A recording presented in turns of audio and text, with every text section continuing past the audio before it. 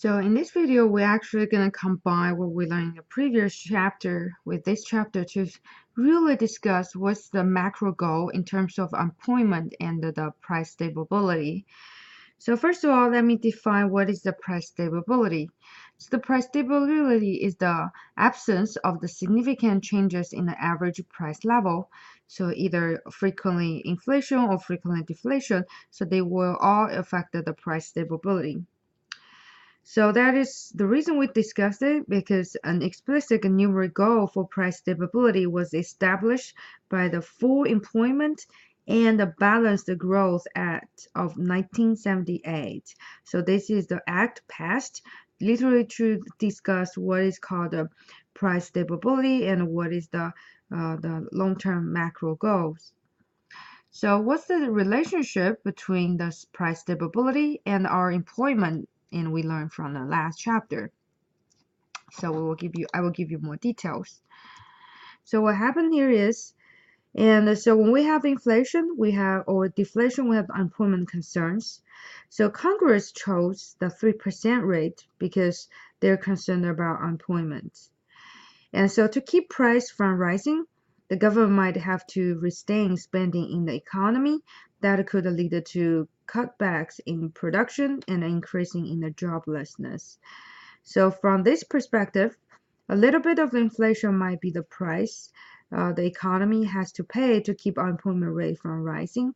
So as we discussed before, so the worker will be more happier because the money illusion. So you do want to have a little bit of the inflation to make the economy running. So instead of trying to depressing the economy. So the inflation is like happy drugs. So make for the country, make the people working happier, make the producer producing happier. But as we said, we cannot have a too high inflation. So that's why the Congress chose 3% instead of no limit. So the quality of the changes. So when we talk about the price stability, you have to make sure we do have some concern for the measurement. So first, for the CPI. So the CPI is not a perfect measure of inflation since it only monitors the price of the specific goods over time, not any change in the goods themselves. And also over time, the goods themselves change as a result of the quality improvements.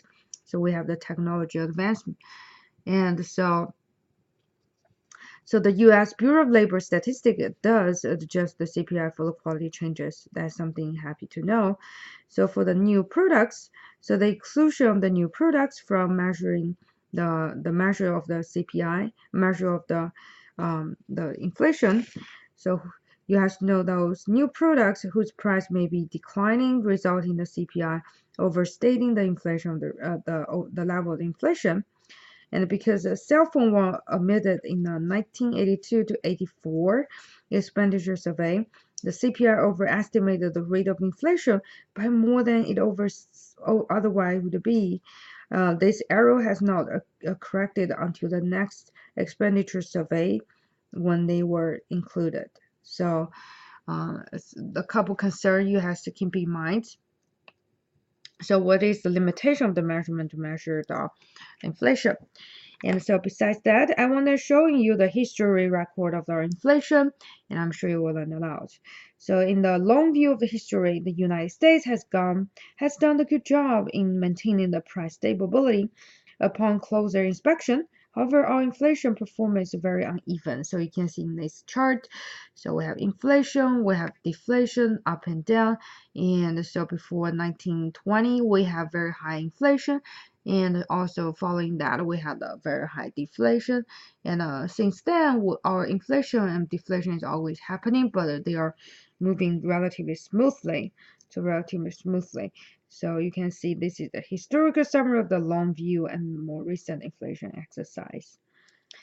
And so now the question here is, what exactly causing the inflation? So what causing inflation? As I mentioned, yeah, the government can issue more currencies that do causing the inflation.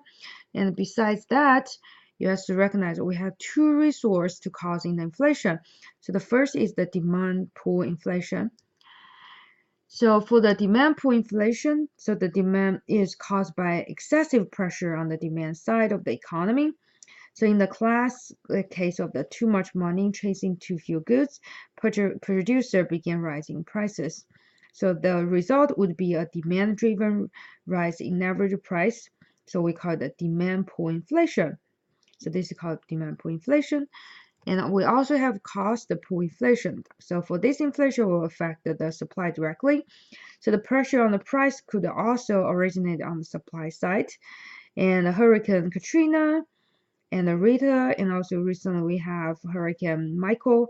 They destroy oil production facilities, causing oil price to increase.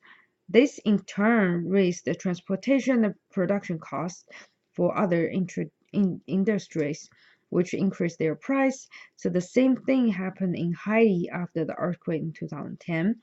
So this illustrates the cost push inflation. So this will be considered as the cost pushed inflation. So this directly affected the supply side. Since we know for the economy always should have the inflation, and so what would be the possible way if you're owning an asset or you're the buyer or seller to protect your own right to make sure the value you have is not be affected by the inflation? So we do have a couple ways, and that's what we're gonna introducing, and two possible way to protect against the inflation. So the first one is called cost of living allowance. So cost of living allowance. And so this is the market participant can protect themselves by indexing their nominal income. So whenever the inflation rate exceeds 3% and the Social Security benefit automatically rise by the same percentage to ensure that the nominal benefit keep pace with the rising prices. And the OLAs are commonly used by landlords as well as labor agreements and the government transfer program. When used, OLA protects real income from inflation. So this is our cost of the living adjustment. So they are automatically adjust nominal income to the rate of the inflation. So another one is called the ARM, so adjustable rate mortgage. So this one is used to protecting the people who have assets. So the cost of living adjustment have also become more common in loan agreement. So if the price rise faster than the interest accumulates, so the real interest rate will be inactive. And so the nominal interest rate minus the anticipated inflation rate will be the real interest rate. So will be our real interest rate.